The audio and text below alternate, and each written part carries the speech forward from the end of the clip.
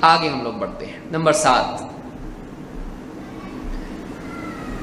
رسول صلی اللہ علیہ وسلم کی تعظیم میں غلو۔ 7ویں چیز اور غلطی منہج کے بارے میں یہ ہے کہ ایک انسان نبی صلی اللہ علیہ وسلم کے بارے میں غلو کرنے لگے ہے، آپ کی شان میں غلو کرے۔ سلف کا منہج یہ نہیں ہے، نہ یہ منہج ہے کہ نبی صلی اللہ علیہ وسلم کی شان میں گستاخی کی جائے، نہ یہ ہے کہ آپ کی شان میں غلو کیا جائے۔ یہ دونوں بھی گمراہیاں ہیں۔ سلف کا منہج یہ ہے کہ نبی کریم صلی اللہ علیہ وسلم کا احترام کیا جائے اور آپ کو آپ کے اصل مقام، جس کو آپ عبدیت اور رسالت کہیں، اس مقام سے آپ کو اوپر بھی نہ اٹھایا جائے۔ آپ کو عبودیت سے ربوبیت کے مقام پر نہ رکھا جائے، نہ آپ کو رسالت سے گھٹا کر عام انسان بنایا جائے، نہ آپ کو بندے سے اوپر اٹھا کر اللہ تعالیٰ کے مقام پر پہنچا دیا جائے۔ دونوں بھی گمراہیاں ہیں۔ اسی لیے ہم تحیات میں کیا پڑھتے ہیں؟ وَأَشْهَدُ أَنَّ مُحَمَّدًا عَبْدُهُ وَرَسُولُهُ۔ اس سے پہلے کیا کہتے ہیں؟ أَشْهَدُ أَن لَا إِلَٰهَ إِلَّا اللَّهُ۔ بعض روایتوں میں وحدہ لا شریک لہ بھی ہے۔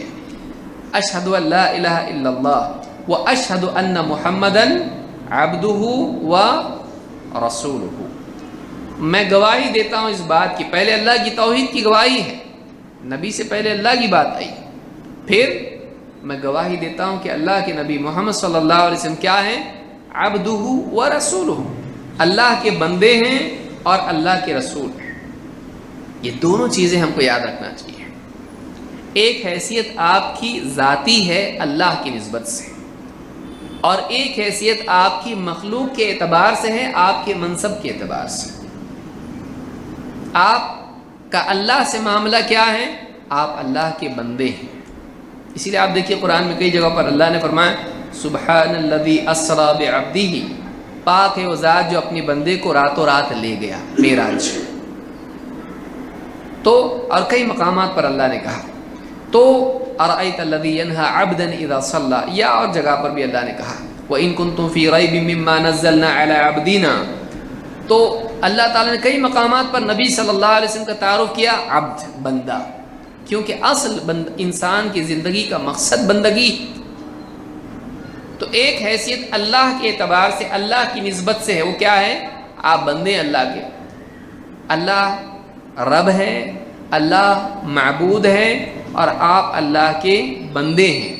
اللہ آپ کی عبادت نہیں کرتا ہے، آپ اللہ کی عبادت کرتے ہیں۔ یہ فرق یاد رکھنا ضروری ہے۔ بعض لوگوں نے کیا کر دیا؟ ایک کر دیا ہے۔ وہی جو عرش پہ تھا مستوی خدا ہو کر، اتر پڑا ہے مدینے میں مصطفیٰ ہو کر۔ جیسے عیسائیوں نے کیا ویسے بعض مسلمانوں نے بھی کیا اور کفر و شرک میں مبتلا ہو گئے۔ تو ایک تو یہ ہے کہ آپ کی عبودیت سے آپ کو اوپر نہ اٹھایا جائے، لیکن دوسرا مرتبہ کیا ہے؟ رسالت، کہ آپ عام انسانوں کی طرح نہیں ہیں۔ اللہ نے آپ پر وحی نازل کی، اللہ تعالیٰ نے اپنا خصوصی پیغام آپ کو دیا، وَعَلَّمَكَ مَا لَمْ تَكُنْ تَعْلَمْ وَكَانَ فَضْلُ اللَّهِ عَلَيْكَ عَظِيمًا۔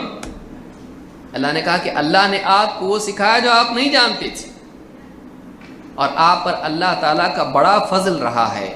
اللہ نے فضیلت کا ذکر کیا رسالت کے ساتھ میں۔ کیا کہا؟ کہ اللہ نے آپ کو سکھایا جو آپ نہیں جانتے تھے، ایسا علم دیا جو آپ کے زمانے میں کسی کے پاس نہیں۔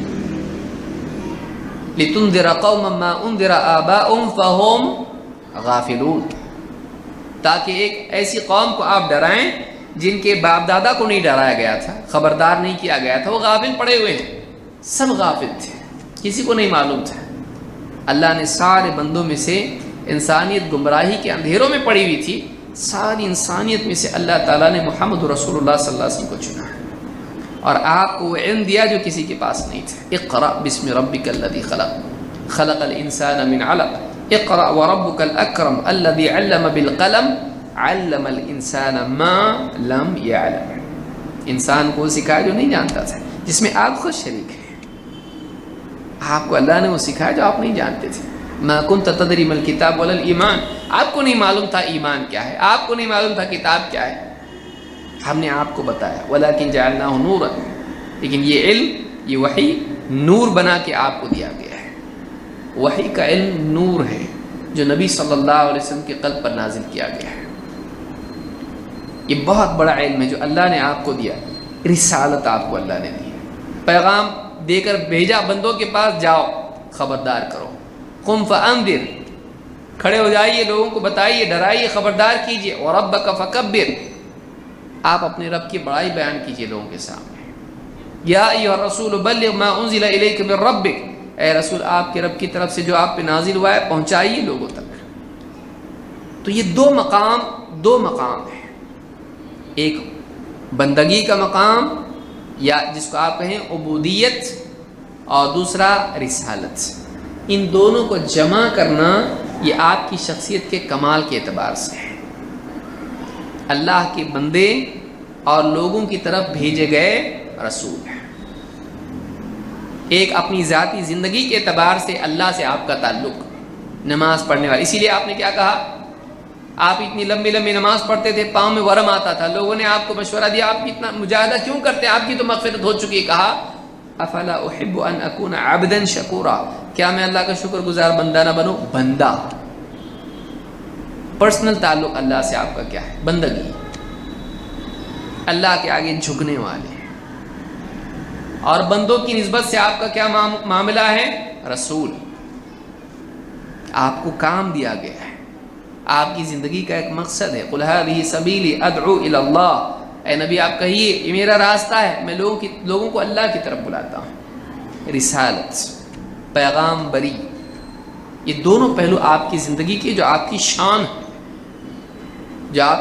ہے، عیسیٰ علیہ السلام کے بارے میں آپ غور کریں، ان دونوں میں تقصیر کی گئی ہے، یہود کی طرف سے اور نصارہ کی طرف سے، غلو اور تقصیر۔ عیسیٰ علیہ السلام اللہ کے بندے ہیں، ابھی بھی ہیں نا، وفات نہیں ہوئی ہے۔